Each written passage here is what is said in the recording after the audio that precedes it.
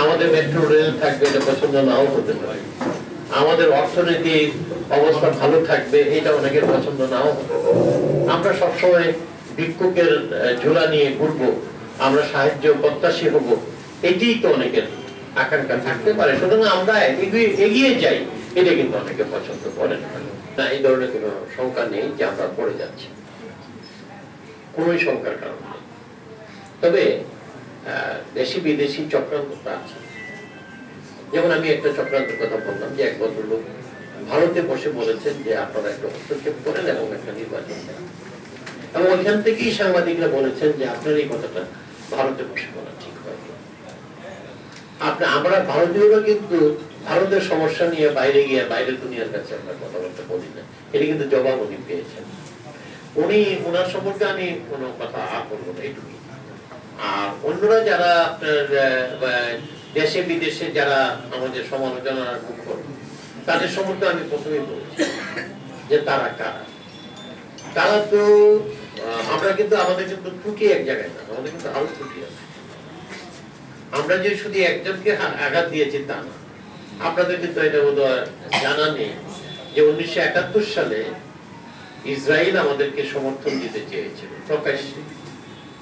আমরা তদানীন্তন যে আমাদের সরকার ছিল, মুজিবনগর সরকার খ্যাত, তারা কিন্তু ইসরায়েলের সমর্থন দিতে অস্বীকার করেছে।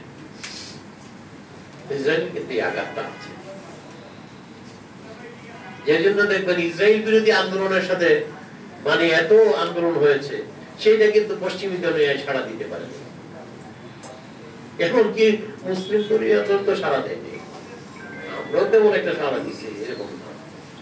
তবু বাংলাদেশ, ইন্দোনেশিয়া, মালয়েশিয়া, পাকিস্তান, এই ধরনের কিছু লোকজন আমরা হয়তো সাপোর্ট দিই, কিন্তু আরব দুনিয়ার দিকে তাকান, তারা কিন্তু ফিলিস্তিনের পক্ষে ছিল।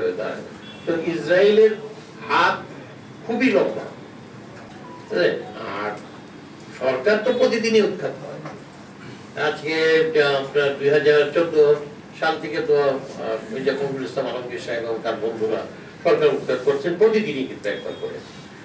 এখন দেখি যে তিন বেলা করতেন, এই রিসেন্টলি 2 বেলা বন্ধ হয়ে গেছে, 1 বেলা হয়।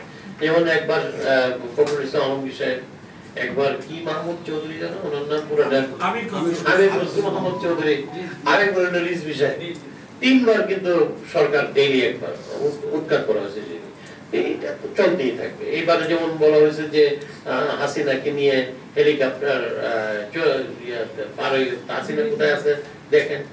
এই যে আপনারা এত দরদি মানুষজন বাংলাদেশে আছে, ওই দরদি মানুষের কেউ হাসপাতালে গিয়ে দেখে না যে রোগীটা কি। শেখ হাসিনা কিন্তু যাচ্ছে, রোগী দেখছে, দেখছেন না? দেখছেন তো।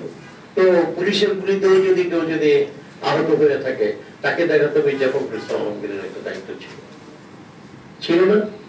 তারপরে যারা বিবৃতি দিচ্ছেন তাদেরও তো দায়িত্ব ছিল, তাদের দিচ্ছেন না, এই অবস্থা আর কি।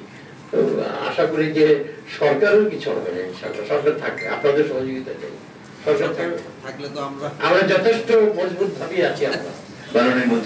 আমি যখন আমরা তো চেষ্টা করেছি যাতে আমরা যাতে একটা সুষ্ঠু সমাধান হয়, এটা তো আমরা প্রথম থেকে চেষ্টা করছি। আমাদের চেষ্টাটা হয়তো বা তারা ভুল বুঝেছে, তারা বিভ্রান্ত হয়েছে, তারা হয়তো মনে করে যে সরকার আন্তরিক নয়, কিন্তু তারা একবার ভাবেনি হয়তো যে আমরাই তো কুকুরটা বাদ দিয়েছিলাম। এটা ভাবলেই কিন্তু তারা আমাদেরকে অন্যরকম ভাবতো না।